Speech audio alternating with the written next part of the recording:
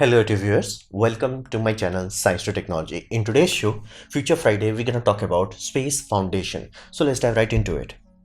Now, what exactly we are talking about? We are talking about here a core level technology, meaning if we actually want to leave this planet and actually have some backup and grow as a species, like go to Mars, go to Moon and all that jazz, we need to actually deploy a lot of technology into space, meaning we cannot be just like A, B, C. There has to be a quote unquote road that we have to build here.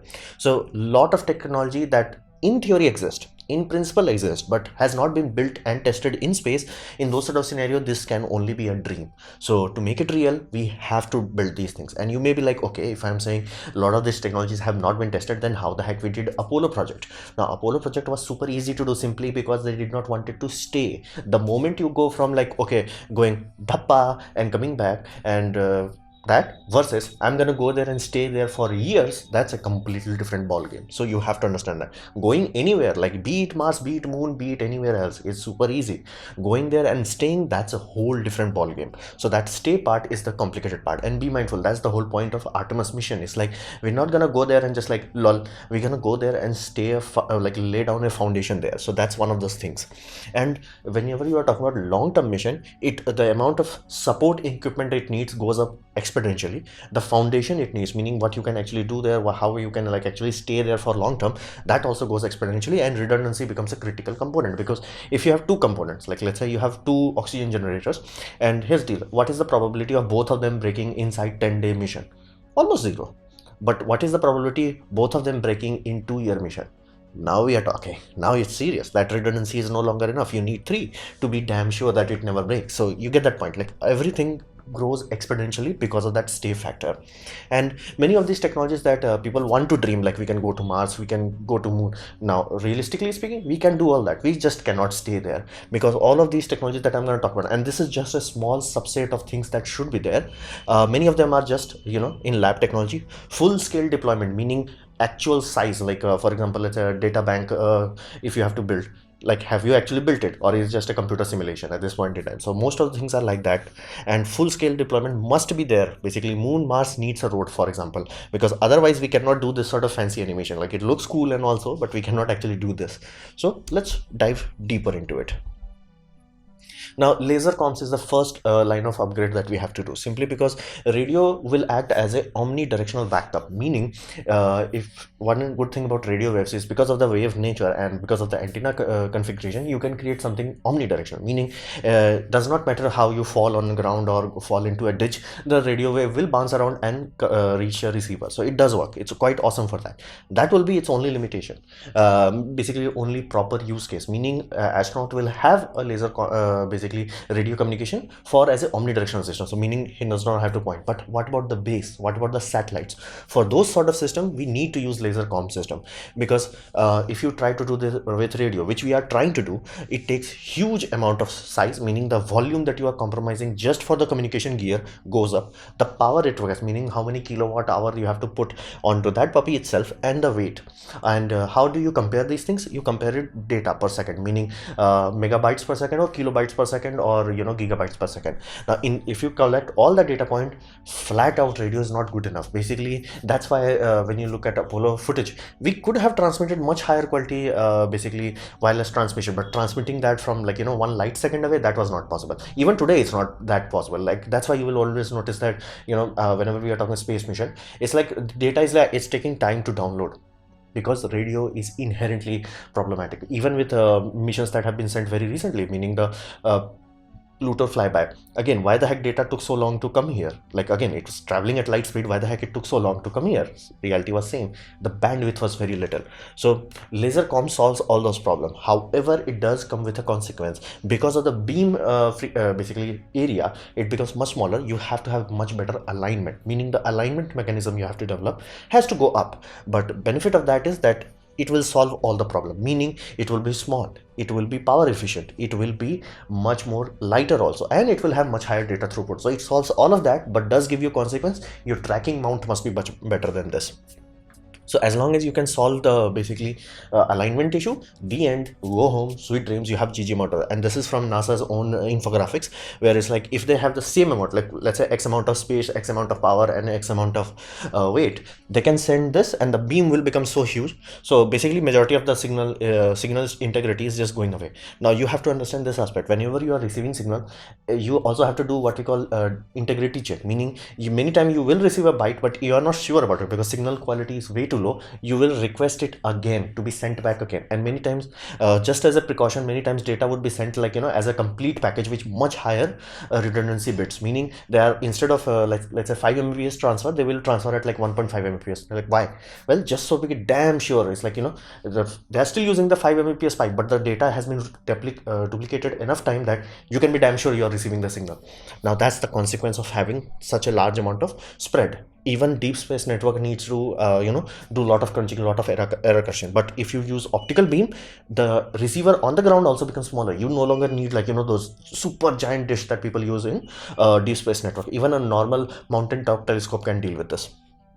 So that's the whole point. And it has been proven in lab, and it has already been proven in basically space also by demonstration missions, so to say. Now NASA is taking the another step, LCRD, laser communication relay demonstration, meaning they're gonna take this puppy to the next level. And there are one company also, not one, many company, but I found that one company that is also utilizing this technology on a large scale. I have provided a video down below. So meaning this puppy will lay the foundation of that. Now if we actually have to go from Earth to Mars to Moon and all the rest, we have to use Lagrange point to build large satellite which will utilize laser comms as acting as a backbone. So we'll never have the issue of oh, it's behind the sun and all that. Just like Lagrange points are far enough that they can create a signal, and you will have multiple links. You will never have one data, one channel. You'll have one data routed to 5 different channels, then it will coming back here. And because of the low bit rate that you error rate that you are getting, you can throughput much higher data stream. Meaning the data comparison is like SD video, live video versus full HD proper, like as in 444 full HD can be done today on Moon. Now you're like, why can't we do 4K? You can do that, but consequence would be you have to compress on basically color resolution, and NASA scientists do want much higher color resolution and higher frame rate also, rather than having larger picture frame. So laser communication is a must-have backbone. Like we can go very far with radio, but again, radio has a unique advantage. Use that for that purpose, but everything else has to move to lasers, because flat out, because you have limitations of size, you have limitation of power, you have limitation of weight.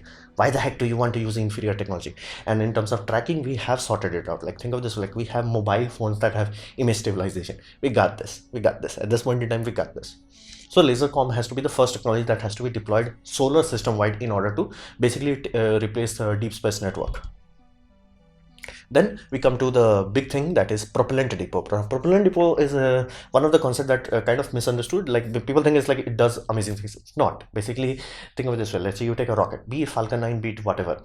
It has a capacity. Now that capacity decreases as you go higher and higher. For example, if you look at a rocket that's 20 ton to low Earth orbit, it does not has the ability to send 20 ton to geostationary orbit. That's the problem. And if you want to send it to Moon, either you have to do very slow maneuvers that are will allow you to send much higher payload, but will have consequence that instead of for Apollo direct trajectory, which took 3 days, it could take months. So that has the benefit of using smaller rockets, but does have the consequence of time sensitive equipments. So how do you get the best of both worlds? Meaning the capacity that you get on low Earth orbit, but on much higher orbit or much further out. Propellant depot is the key. Meaning if the second stage expends majority of its fuel by the time it's reaching low Earth orbit, if you dock it, because it's already at orbital velocity, you can easily dock it at low Earth orbit. Then you refuel this puppy, the same rocket, nothing changed, same exact Control-C, Control-V rocket. It can go much further, same payload, and it can take that same payload to geostationary or even Moon without taking that time penalty. That's the whole point. Meaning the LEO rating becomes the basically much higher rating out. Meaning even geostationary can be achieved. Now again, Moon will have some consequences, but it can be achieved. That's the whole point. Propellant depot. And there is a physics aspect to it. Meaning if you are building one small tank, so let's say small tanks that are being used for basically satellites, they are inherently inefficient. Meaning they have too much surface area per liter of volume. You don't want that. You want as little of surface area per liter as possible. Now how do you achieve that in physics? Make it bigger. It's simple physics. Like it does not matter. Even if you need some magical alloys, like super expensive lithium, aluminum alloy, it still would be cheaper if you just make it bigger. The bigger you make it, the less meter square of metal you need per cubic meter of volume that you are encapsulating. That's why, like, physics flat out prefers larger tank. Bigger the tank, the GG you get. So long-term storage, meaning once you fill that puppy up, you want to be like, okay, that puppy is there, it's sorted, like for 1 year or 2 years or even 10 years. You want to be like that. It can be done if the tank is big enough. And the bigger system you make, it also makes other things cheaper. For example, cryo cooler, because there will be boil off. We are too close to the sun, and sun does have some X-ray, sun does have some gamma rays, sun does have some infrared and more than enough optical spectrum where it will over time will penetrate no matter what kind of basically insulation you have. It will penetrate over time, so it will start to cause a boil off. So you have to have cryo coolers to cool this puppy down. You need to have radiator. That's another issue. Is like cooling things down in space is very difficult. Most people have issue of boiling because of that. Heat does not go away. It's like it gets trapped into it. I mean, like ISS, biggest issue with ISS is how the heck you keep it cool. And I genuinely hate all science fiction, because in science fiction, space is like, oh, if the power goes, like, we are freezing to death. No, you're gonna boil to death, because it's a vacuum flask. It's perfect insulator, like actually perfect insulator. You have to dump that heat, so it requires huge amount of radiator space to actually dump that heat. And it also needs shields. Basically, the same shield was used for James Webb telescope, something bigger variant of that. So this also has another advantage, meaning I'm not talking about like just going to the moon or Mars. While those things will be advantageous, it does have the ability of acting as a space management. For example, why can't we remove debris from the space? Because people forget that we use a huge rocket to put that energy there, meaning that debris, whatever it may be, let's say spent second stage, it took a giant first stage booster to put that puppy up there, meaning you have to remove that amount of energy from it in order to collapse that puppy into lower atmosphere, where atmosphere will slow it down and crash into the ocean. That is fundamentally the limiting factor. That's why we can't just clean the atmosphere, because you may see animation, oh, there is this giant booster, you put a tiny rocket and it's like whoosh, and it will slow down. Nothing will happen. Realistic, nothing will happen, because again, you have to remove the same amount of energy that was put into it. And that's why, like, if you have a giant propellant depot, it can give you that propellant cache, where even small rockets can do it in multiple goes, or compile all the garbage into one orbit. Because deorbiting these things take insane amount of energy. To give you a context of that, how difficult it is to deorbit, in geostationary satellite orbits, they have something above that, which is graveyard orbit. Meaning once the satellite goes broke, it's very difficult to remove all the energy that you put into that. So they're like, just add little bit more and push it up. So this slot becomes empty, and then it goes to garbage orbit, which we call graveyard orbit. It's literally littered with all the satellites that have been defunct. So that's the whole point. If you have a propellant depot, you can actually go there and you can tighten that puppy up. So meaning it's much easier to, like, okay, clump all the space garbage into one manageable chunk. And then in future mission, you can have, like, a solid booster that has like the GG amount of hyper thrust, where it's like it has to be burned at, like, 10 Gs or 30 Gs. So it can, even at very low amount of propellant mass, it can change velocity a lot. You have to burn it ludicrously fast, like 20 G, 30 G, or even ICBM levels where 50 Gs can be achieved. Then you can collapse it down. But this is really amazing. Imagine this way, like you have a orbital depot like this, where you have like multiple small satellites. They are just going there, and it's like nudging the orbit of garbage into one band, where it's like, Ta shall not send satellite through this band, everything else awesome. So it can be done. It is really amazing space management tool. Once we have developed this technology, it's awesome. Now demo has been carried on ISS. It's also another thing that people figured it out early on, that we need to have this technology. It's not optional, it's compulsory. We have to have this, and many companies are trying to develop this technology. However, the amount of R&D needed is still very much, meaning at this point in time we can only deal with kilograms and satellite level, let alone rocket, where it needs 100 tons of propellant. We have not sorted that puppy out. So that has to be sorted before we actually start to send large stuff to far out places like Moon and Mars. Now, air handling is another issue, that given the fact that we had Apollo mission, you may think, oh, we must have sorted that out. Well, yes and no. Yes, we did sort it out, but we also sorted it out for short term. That's the one thing that I have to emphasize the most, is simply because if the duration is small, almost everything can be done. The moment you stretch the duration, then it becomes hassle. For example, what Apollo did is basically they carried O2, and they had CO2 scrubbers, meaning they were removing the CO2 from the atmosphere. Done, go home, sweet dreams. It did work. But there is a problem. It's not long-term stable option, meaning you have to carry huge amount of CO2 scrubbers and huge amount of oxygen. That is just too ludicrous. Even for ISS, they are like, yeah, this simply will not work. For ISS, they started with what every submarine does, is basically they have a reverse osmosis, have a pure water, and then electrolyze it. Now it does work, but does create a consequence of a boom gas known as hydrogen, and not to mention, it does mean you have to keep supplying that puppy with water, and it is a significant expenditure. Even on ISS, where they were like, we are spending a lot of water just to create oxygen. So that was Gen 1 space station. Now space station had, that's the whole point of space station, it was a research lab. So step one, we got this technology, it is proven, it is tested, not efficient but tested, so we cannot risk our astronaut. Then they started to upgrade that puppy. Now they upgraded that puppy to subterranean reactor system, meaning this thing that you are seeing in the photo. Now it is for very high gas efficiency, meaning consequence, it does consume boatload of power, but it reduces the gas requirement that you have. For example, they will take water, they will electrolyze it exactly how they were doing, and they're gonna have oxygen, and they're gonna have the spare hydrogen. Now the spare hydrogen they're gonna keep in one tank, and then they're gonna collect CO2 from the atmosphere, then basically the inside of the atmosphere, then they're gonna add extra hydrogen to this puppy, and then they're gonna react this puppy. Now you're like, why the heck you are reacting CO2 with hydrogen? Now benefit of that is, done if correctly, you can have water vapor back, meaning the oxygen that was in the carbon dioxide has been removed from it. So you have left with basically spare carbon and spare hydrogen. So you recovered water vapor from it. So water was very essential requirement, and you had methane. Methane, basically you are wasting hydrogen. Now consequence of that system, basically the thing they are using, it is much more efficient compared to electrolysis, but it does have the limitation that you are wasting half of the hydrogen every time that you are running this process, because CH4 was vented out. Right now on ISS there is a vent that just vents. Once CH4 builds up, it's like vents it up, it's going away. Now that's okay, but even flat out NASA knows this for a fact, that if they try to do this sort of thing on moon, they would need to send a much more supply of water or liquid hydrogen, because again this does waste half of the hydrogen. So future development that people are working on right now is basically pyrolysis of methane, meaning if you take methane, put it in an enclosure where, because of the benefit of the fact that you are creating this sort of gases, it's very pure, it can be done very efficiently. You enclose that puppy and you heat that puppy ludicrously high temperature, meaning around 1200 degrees Celsius or even higher.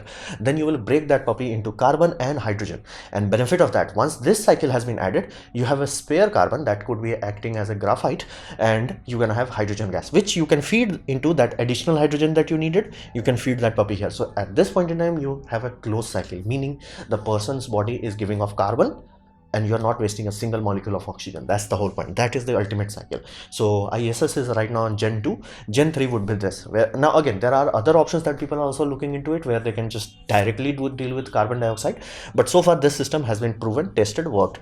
So it does work. Now you might be like, why the heck we have to go through this much hassle just to deal with spare hydrogen or things of that nature?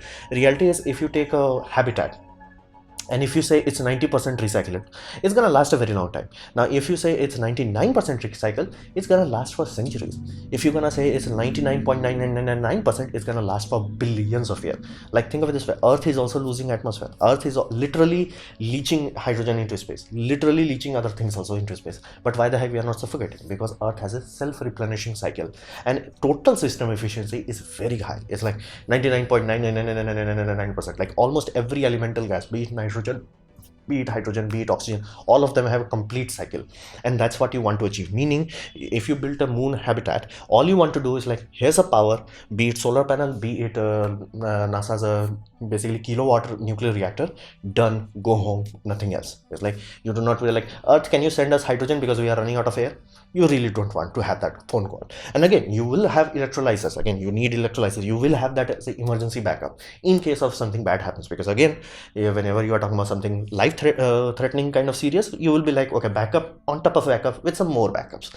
But again, if you do not close the loop, you will simply, this sort of missions will cost too much. Not because, oh, something is expensive there. Yeah, just we keep wasting majority of our rocket payload just to carry spare hydrogen. So that's why that's air handling has to be complete closed loop. Thankfully, we have sorted 50% of the thing, and methane part, that again, more than enough people are confident that it can be handled without too much hassle. So this is one of those things, we have to close the loop. Without that closed loop, it is just too expensive. And that's why any Tom, Dick and Harry story, like we're gonna go to Mars and we're gonna stay there for 2 years. Be mindful, your reactors, this puppy, have to work very efficiently. Again, we have tested this out, but we also have to deal with that methane part, which we have not figured out yet. So that's why long duration mission is a completely different ballgame. It's super easy to do for like few days, but ludicrously difficult if you want to do it for years.